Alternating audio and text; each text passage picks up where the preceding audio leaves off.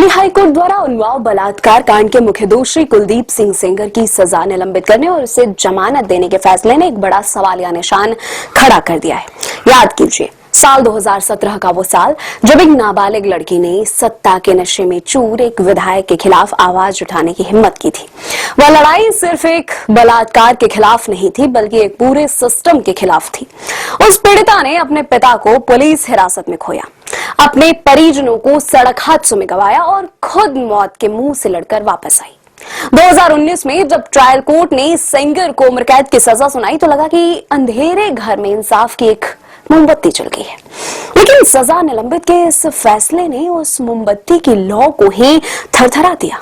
अदालत ने शर्त रखी है कि सेंगर पीड़िता के 5 किलोमीटर के दायरे में नहीं आएगा और उसे धमकाएगा नहीं। कागजों पर यह शर्त बहुत अच्छी लगती है, लेकिन क्या हम इस खौफ को भूल सकते हैं कि जो सेंगर के नाम मात्र से उन्नाव की गलियों में तैरता था, एक व्यक्ति जिस पर बलात्कार, अपहरण और पीड़िता के पिता की कस्टोडियल डेथ का आरोप हो, उसके लिए 5 किलोमीटर की दूरी क्या वाकई पीड़िता की सुरक्षा का एहसास करा पाएगी? अहम बात तो यह है कि पीड़िता और उसके परिवार को परोक्ष रूप से धमकियां मिलना शुरू हो गई हैं। ऐसे में यह प्रश्न उठता है कि क्या एक जघन्य अपराधी को सिर्फ इसलिए समाज में घूमने की अनुमति मिलनी चाहिए क्योंकि उसकी अपील पर अंतिम मुहर नहीं लगी है?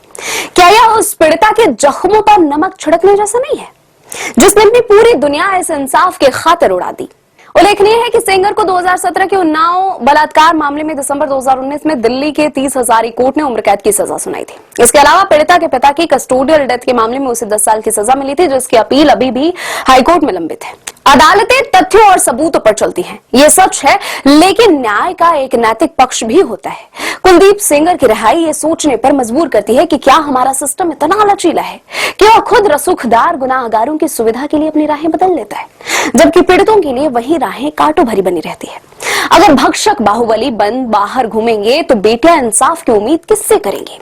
आज ये सवाल दिल्ली हाईकोर्ट के गलियारों से लेकर भारत के हर उस घर तक गूंज रहा है जहां एक बेटी सुरक्षित भविष्य का सपना देखती है।